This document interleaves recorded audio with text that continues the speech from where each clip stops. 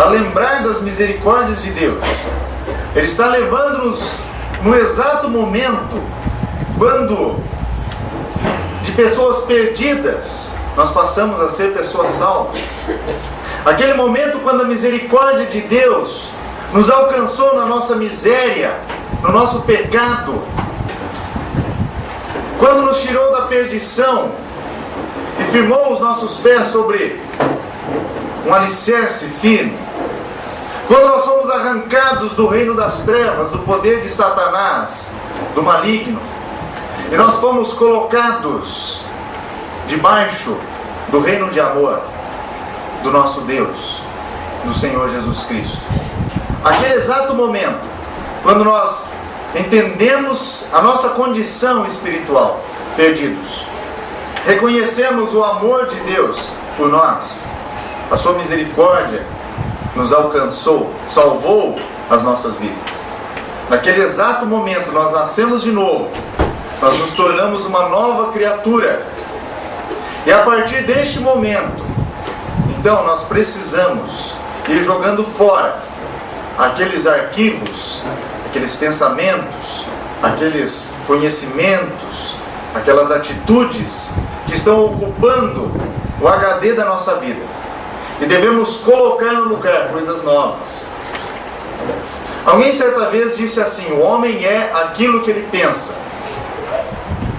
É uma frase sábia que tem muito de verdade. Porque de acordo com o conhecimento que nós temos, de acordo com a informação que nós temos, é que nós vamos pautar, guiar, dirigir as nossas vidas. E é por isso que quanto mais nós aprendemos acerca de alguma coisa, mais a nossa mente se abre e nós passamos a ter comportamentos diferentes.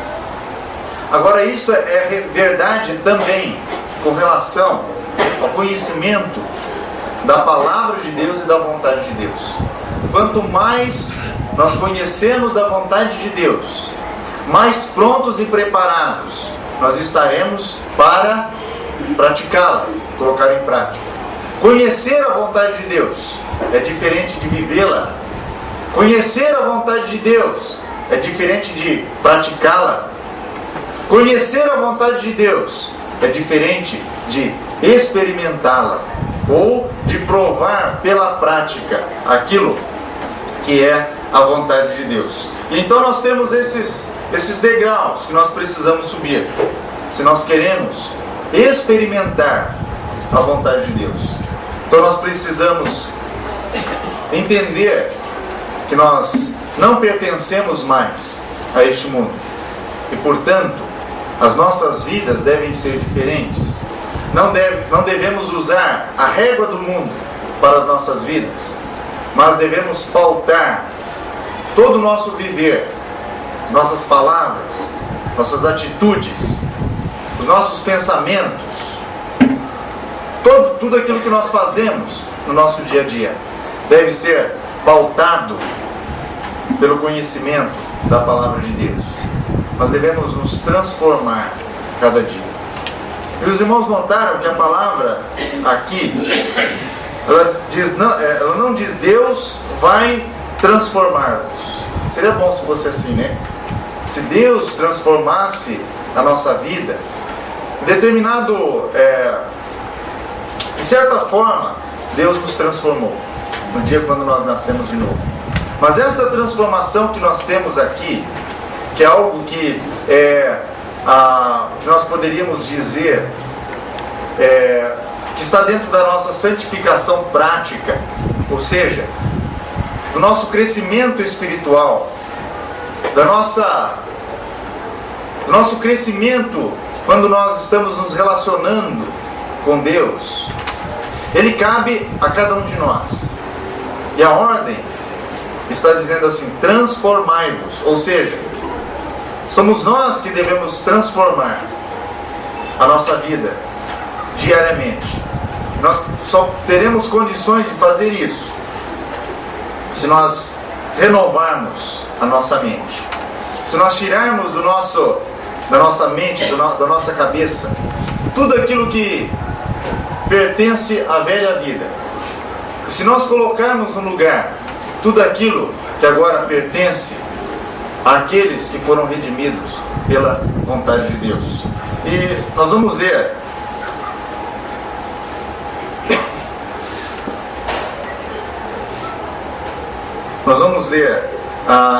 na carta aos Efésios, capítulo 5,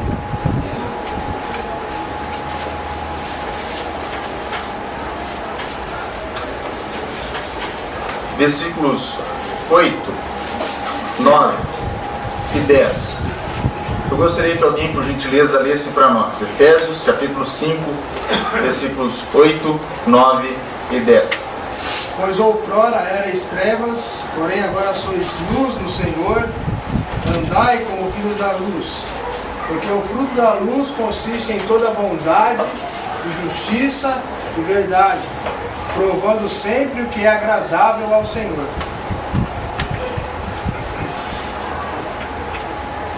Provando sempre, ou seja, experimentando sempre o que é agradável ao Senhor. E aqui nós temos quase que um paralelo com aquilo que nós vimos ali em Romanos. Outrora erais trevas, misericórdia de Deus então nos alcançou. E a partir desse instante, dessa linha que deve demarcar a nossa vida, sois luz no Senhor.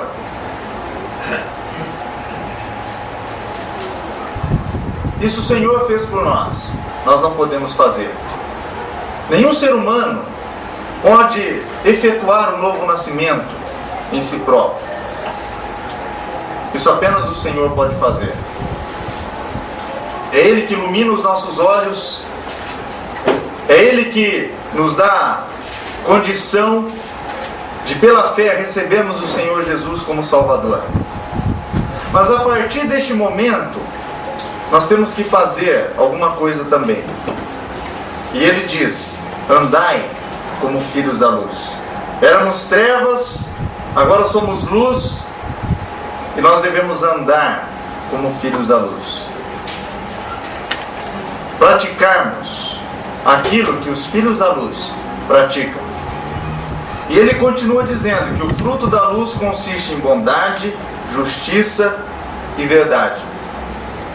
Então essas três coisas, quando colocadas em prática na nossa vida, de muitas e diversas formas, Ele vai nos levar também a experimentar aquilo que é agradável ao Senhor, ou a vontade de Deus. E nós lemos lá em Romanos 12 que a vontade de Deus é boa, ela é agradável e ela é perfeita.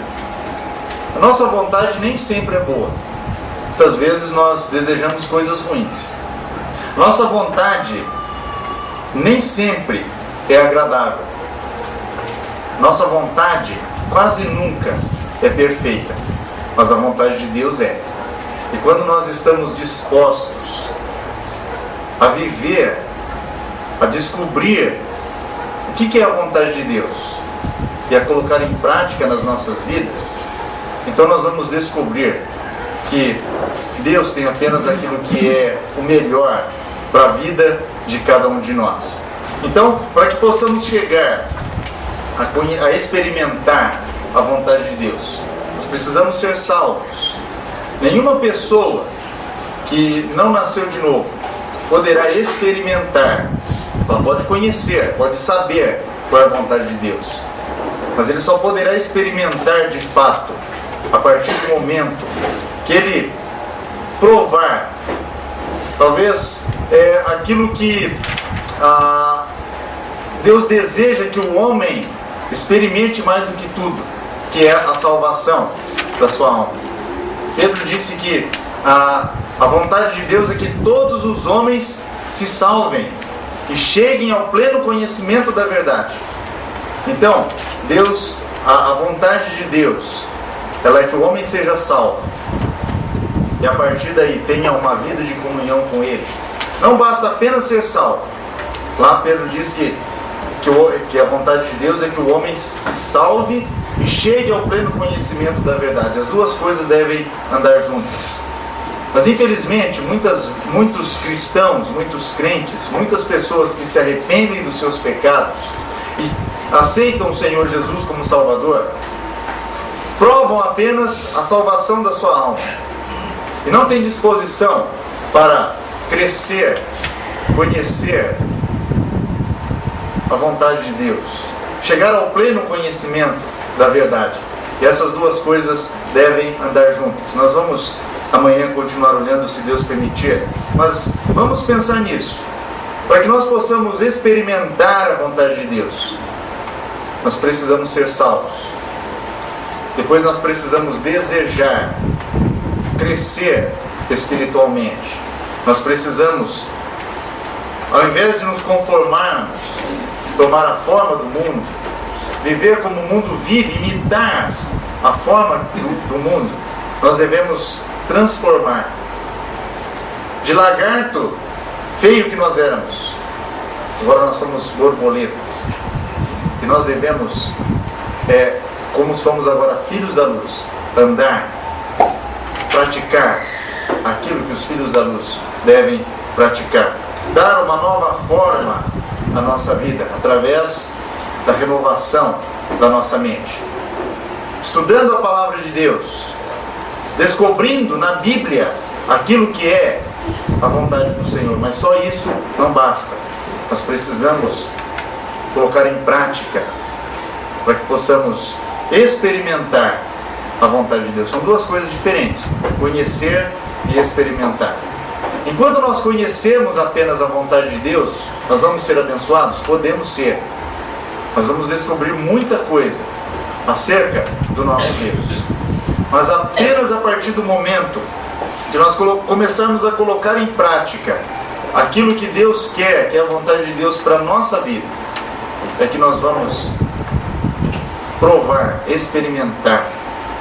Nós vamos conhecer na prática a vontade, que a vontade de Deus é boa, ela é perfeita e ela é agradável. Amanhã nós vamos, se Deus permitir, olhar um pouquinho mais especificamente para a vontade de Deus. Claro que não temos condição de olhar em um curto espaço de tempo tudo aquilo que está relacionado com a vontade de Deus. Mas nós esperamos que aquilo que o Senhor nos permitir contemplar nos momentos que nós teremos seja útil para nos desafiar a vivermos perto do Senhor, não apenas conhecendo, mas experimentando, provando, vivendo cada dia a vontade de Deus para as nossas vidas. Amém. Amém.